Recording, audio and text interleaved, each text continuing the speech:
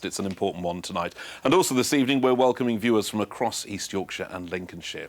Now, the dilapidated state of some of our region's parks and playgrounds has led one group of school children to hold a protest today.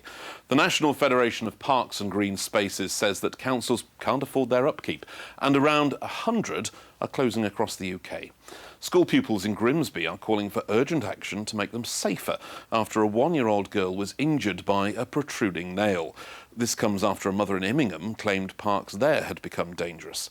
Well, today pupils in Nunsthorpe demanded action from their local council, as Leanne Brown reports. What do we want? A safer park! When do we want it? Now! The message couldn't be clearer. Our park safe! Keep our park safe! 8-year-olds at Oasis Academy Nunsthorpe are demanding a safe place to play. So we've been on a peaceful protest to because this little girl, which was 1 year old, she cut her face from falling down.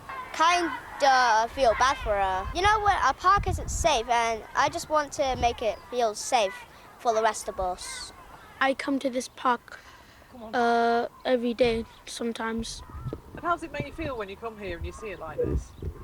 It makes me happy that I get to play here, but sad that it's all like this. It's too run down. With the protest, we hope to achieve that the park can be made into a better park. Because if it's not safe, then just like, why would you play out? They've handed a petition to their local councillor. The teacher says the pupils just want an area to be proud of. I've got grandchildren and I wouldn't bring them here. It's too dangerous. This itself is dilapidated, it's falling apart. They just need to have something that they can be proud of. This isn't it. And she says getting out in the fresh air needs to be encouraged. The day and age that we live in, the children are constantly on their consoles. We like them to get out, get fresh air, get some exercise. They need to have somewhere to go. It's brilliant for mental health.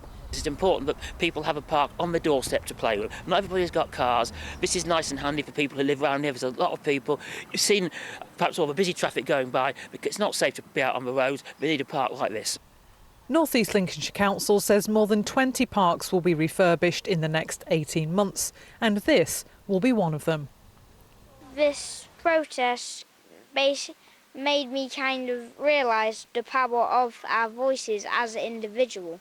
So it kind of made us all realise how strong someone's voice can be, really. So it's a victory for these school kids and a lesson learned about standing up for what you believe in. Leanne Brown, BBC Look North, Grimsby. Well, earlier today I spoke to Dave Morris, who's the chair of the National Federation of Parks and Green Spaces, and I asked him, why is the state of our parks so bad? Well, across the whole of the UK, because of substantial cuts to public services and local authority public services in particular over the last 10, 15 years, parks are really struggling. Park services in terms of staffing, maintenance, and of course in terms of putting in improvements that everybody would like to see.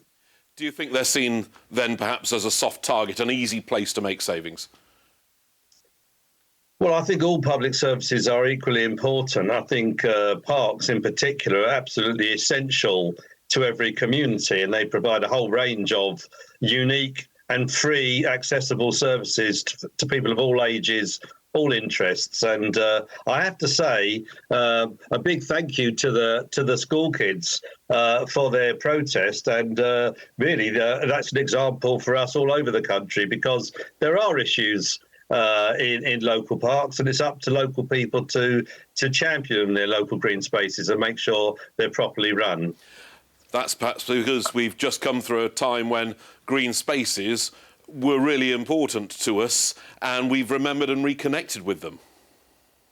Absolutely, and I think the numbers using green spaces are going up. Unfortunately, budgets, largely due to government cuts, as I said, are going down. So what's really exciting, though, is the rise of the Friends Groups movement.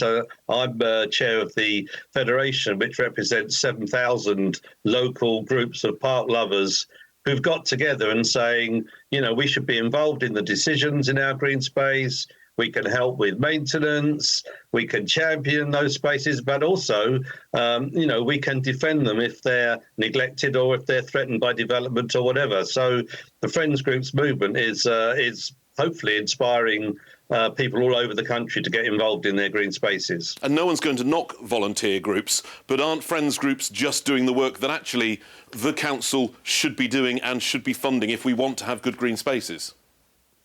Well, Friends Groups are adding value to that, but yeah, absolutely right. We can't replace, you know, well-resourced and well-staffed services. And in fact, we are their partners. We're you know, supporting them. However, we can provide a range of other activities, events, you know, litter picking. We can help in different ways, but absolutely right. We don't want to replace what should be properly run in the first instance. And not just good then for physical health, but by the sound of it, what you're describing, mental health, with people getting together, looking after parks, socialising.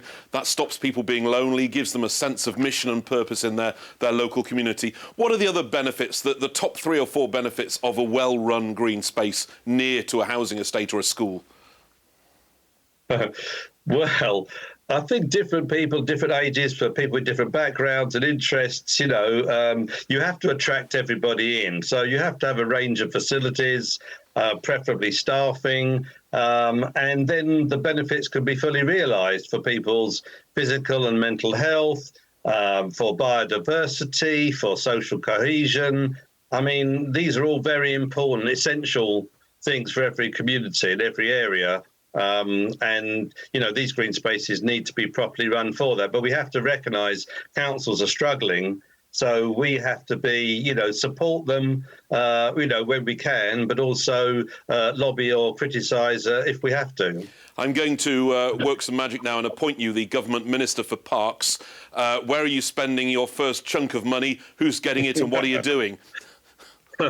Right. Funnily enough, Rishi Sunak is the Prime Minister. We did have a meeting with government ministers, including him. He was the Minister of Parks about 4 years ago. He talked a good story, but no money has emanated as a result of those discussions. And that's the crucial thing, I think, is to, if I was Prime Minister, for example, the rich list, the annual rich list comes out just last month, and the richest 171 individuals have a combined wealth of £683 billion. And do you know what it takes to run the park services of the whole of the UK? About £1 billion a year. So it's not rocket science to say there's plenty of wealth. It needs to be channelled into our public services. Dave Morris, thank you for your time and speaking to Look North today. Thank you. Now, in today's other main news, a man has appeared